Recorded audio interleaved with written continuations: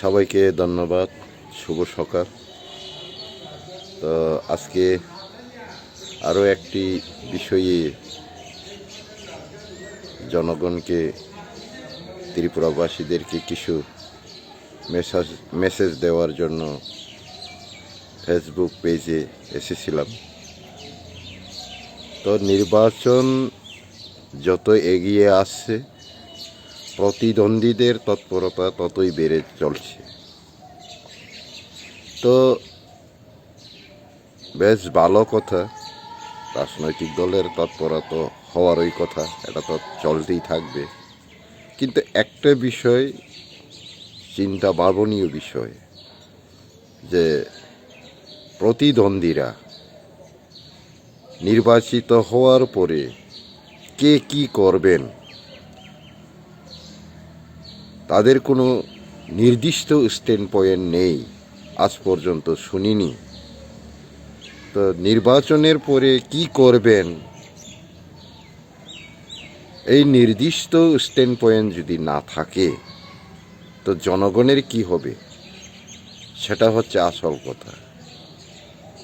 কোনো পক্ষের কাছে জনগণের অস্তিত্বের নিশ্চয়তা, লাইফ সিকিউরিটি, অস্তিত্বের গ্যারান্টি ন্যায় বিচার, তাদের যে মৌলিক অধিকার, ফান্ডামেন্টাল রাইটস, তাদের সামাজিক উন্নয়ন, এই সমস্ত কোনো বিষয়ে কারোর পক্ষে কোনো পরিষ্কার বক্তব্য নেই, পরিষ্কার দাবি নেই। তাহলে জনগণের অবস্থা কি হবে, কোথায় যাবে, জনগণ আগামী দিন কি করবেন? এখন যা দেখা যাচ্ছে, কি রাজ্য সরকারে, কি এডিসি সরকারে, কর্মচারী থেকে সাধারণ পাবলিক যেভাবে বঞ্চিত হচ্ছে, যেভাবে ভায়োলেশন হচ্ছে, কারোর কোনো নজরে আসেনি।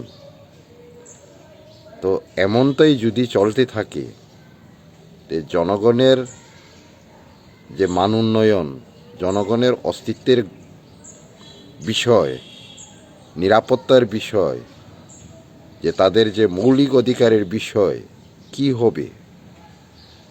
সবাই বলে, সবাই দাবি করছে নিজেদেরকে স্বচ্ছ বলে, কিন্তু নিরপেক্ষ দৃষ্টিভঙ্গিতে একটু নজর রাখলে দেখা যায় যে কুন্দলের উপরে কুন্দল, মহাকুন্দল চলছে। এমনটাই যদি চলতে থাকে, বড় বড় রাস্তা করলেই তো দেশ উন্নত হয় না, বড় বড় বিল্ডিং করলেই তো উন্নত হয় না। যে দেশে আমরা বাস করি, সেই দেশের জনগণরা তাদের কর্মসংস্থান থেকে শুরু করে বিভিন্ন সুযোগ সুবিধা থেকে বঞ্চিত থেকে থাকে, তাহলে বেঁচে থাকার যে মৌলিক অধিকারটুকু যদি আমরা বঞ্চিত হয়, হারিয়ে ফেলি, তো এই দেশে নির্বাচন হয়ে শুধু নেতা নির্বাচিত করে তাদের আমরণ বেতন নির্দিষ্ট করা ছাড়া তো কিছুই হবে না। কিছু সংখ্যক লোকেরা জিরো থেকে হিরো হয়ে কোটিপতি হচ্ছে, কিন্তু মধ্যবিত্ত থেকে সাধারণ মানুষ, গরিব থেকে মহাগরিবে, দরিদ্র থেকে দরিদ্রতমে পরিণত হচ্ছে।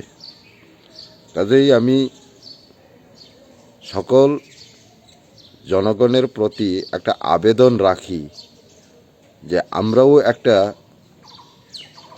প্রশ্ন রাখা দরকার, যে নির্বাচন তো আসছে, কে কি করবেন জনগণ জানতে চায়। এটা যেন প্রতিদ্বন্দ্বী দলগুলো পরিষ্কার বক্তব্য রাখেন।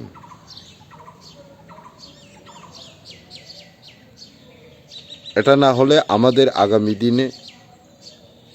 আগামী দিনের যে অবস্থা, করুণ অবস্থা হবে, দুর্ভিক্ষে পরিণত হবে, হাহাকারে পরিণত হবে। কাজেই আমরা ভোট দেব ঠিক, কিন্তু আমাদের ভবিষ্যৎকে চিন্তা করেই ভোট দেওয়ার প্রস্তুতি নেওয়া হোক। তার জন্যই কে কী করবেন সেই বিষয়গুলো পরিষ্কার জানার জন্য প্রতিটি ভোটারের মুখে এই প্রশ্ন যেন রাখেন, এই আবেদন রাখছি। সবাইকে ধন্যবাদ।